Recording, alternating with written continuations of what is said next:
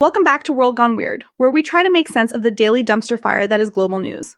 Or at least, make jokes about it until the fire engulfs us all. Anyone got marshmallows? Marshmallows might be a bit premature, Sarah, but I agree, things are intense. Hopefully, we can find some glimmer of hope in the chaos today, right? I'm not sure about hope exactly. Maybe a statistically insignificant chance of things not getting immediately worse. That's about the best I can offer. Yeah, hope's a four-letter word these days, starts with H, ends with E, and is generally a lie. So what fresh hell are we diving into today? Well, it seems Trump is at it again, proposing a 30% tariff on goods from the EU and Mexico, effective August 1st. He's citing national security threats, of course. Oh, goo die. Another trade war. Just what the world needs. I guess making America great again involves bankrupting everyone else. National security threat? Seriously? Is brie cheese a WMD now? Are tacos the new fentanyl? I mean, come on. It's a creative interpretation of national security. Let's examine the data. How statistically significant is the correlation between trade deficits and actual threats to national security, controlling for other variables like geopolitical instability and military spending? I suspect not very. Well, he's framing it as Mexico not doing enough to stop the cartels and the EU having a large trade deficit with the US. I guess he sees economic strength as a form of national security. So he's punishing Mexico because they aren't doing enough about fentanyl, even though the majority of it comes from China. And the EU because they sell us too much stuff people want to buy? Don't forget that bit about cartels turning North America into a narco-trafficking playground. Sounds like a rejected screenplay for Narcos meets Toy Story. The data on fentanyl seizures at the Mexican border is higher than at the Canadian border, but the vast majority originates from China. Is Trump selectively using data to support a predetermined conclusion? Occam's razor suggests That he's being disingenuous? Yeah, I'm leaning that way. It seems like he's just looking for reasons to slap tariffs on everyone. It's more about leverage, right? He's using tariffs as a negotiating tactic to try and force other countries to do what he wants. Negotiating tactic? More like a hostage situation. Give me what I want, or the global economy gets it. Let's analyze the historical effectiveness of tariff-based negotiation tactics. Do they consistently lead to positive outcomes for the initiating country, considering factors like retaliatory tariffs and disruptions to global supply chains? The research suggests a mixed bag at best. Mixed bag is putting it mildly. Usually, it just pisses everyone off and screws up the economy. I mean, who benefits from this? Is this just to juice up his numbers by the election again? Well, the articles mention that Trump's tariffs have generated tens of billions of dollars in new revenue for the US government. I suppose that's one benefit, at least in the short term. Yeah, and who pays those tariffs? The average consumer, of course. It's a tax on being alive, basically. Exactly. The increased revenue is offset by higher prices for consumers and potentially decreased competitiveness for U.S. businesses that rely on imported goods. A simple input-output model would demonstrate this. It's also creating uncertainty for businesses. They don't know what the rules are going to be from one day to the next, which makes it hard to plan and invest. Speaking of uncertainty, the articles mention that Trump is warning that if the EU or Mexico retaliate, he'll raise tariffs even higher. It's like a tariff arms race. Game theory suggests that such escalation rarely leads to optimal outcomes. The prisoner's dilemma comes to mind. Cooperation, while potentially risky, often yields better results in the long run. It's like he's daring them to retaliate, almost like he wants a trade war. Maybe he thinks it will make him look strong. Strong? Or just economically illiterate? I mean, does he not remember what happened last time he started a trade war? Didn't work out so well. Maybe he's hoping we'll all be too distracted by the economic chaos to notice whatever other shenanigans he's pulling. Ah, the wag the dog theory. Is there a statistically significant correlation between major policy announcements or controversial actions and periods of increased economic anxiety? It would require a longitudinal analysis, but it's a testable hypothesis. The EU is saying they're ready to safeguard their interests and take proportionate countermeasures. So we could be looking at a full-blown trade war. Proportionate countermeasures. That's diplomatic for we're going to hit you where it hurts.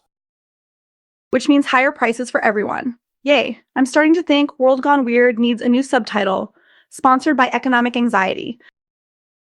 Let's not forget the potential impact on international relations. These tariffs could strain alliances and undermine global cooperation on other critical issues like climate change and pandemic preparedness. That's a good point. It makes it harder to work together on anything when you're constantly threatening each other economically.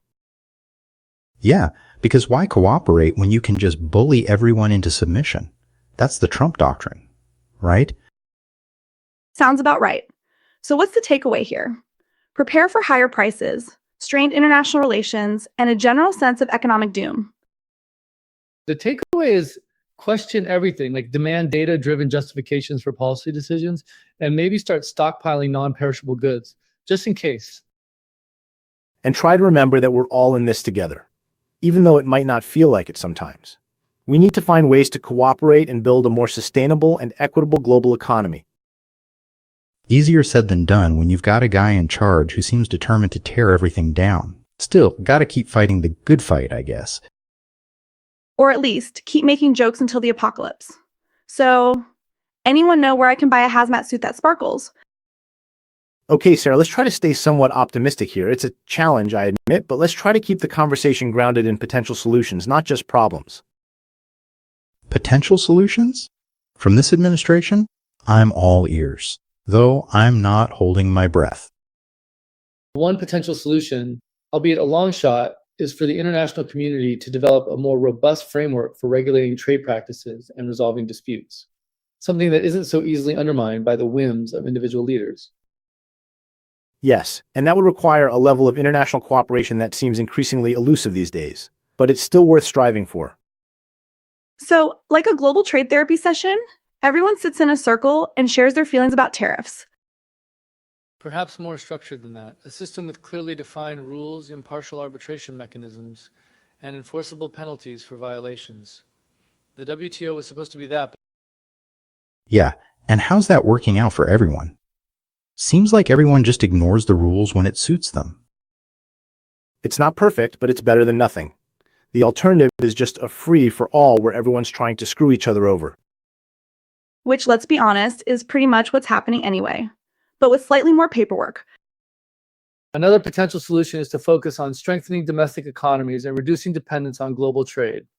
Diversifying industries, investing in education and job training, and promoting local production could make countries less vulnerable to external shocks.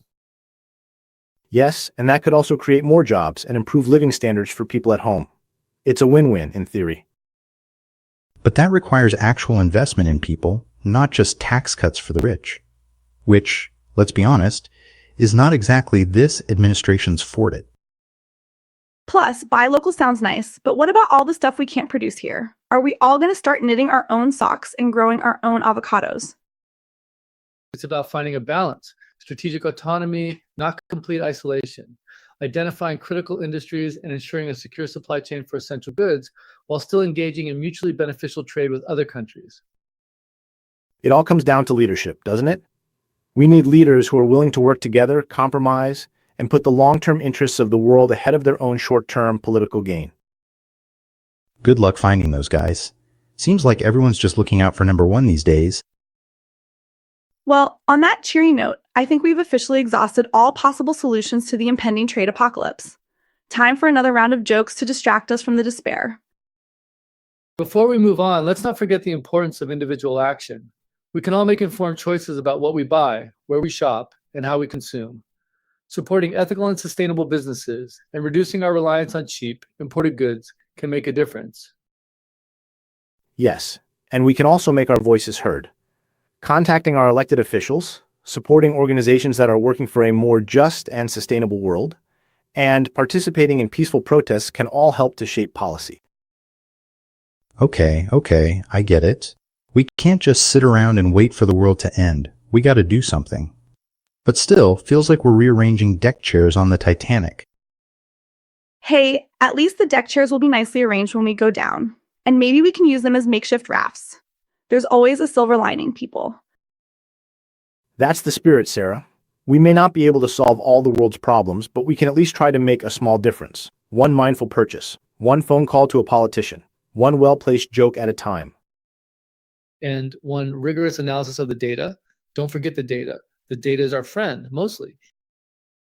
Okay, well, with or without marshmallows, hopefully we have armed our listeners with better information to navigate this latest twist. It's still good to stay informed and to question. Absolutely. On that note, let's wrap things up for today and dive back into the weirdness next week. Maybe we'll have jetpacks by then? A girl can dream. Let's hope for the jetpacks, and in the meantime, stay safe, stay informed, and try to find some joy amidst the chaos. And stay skeptical. Until next time. Later, everyone.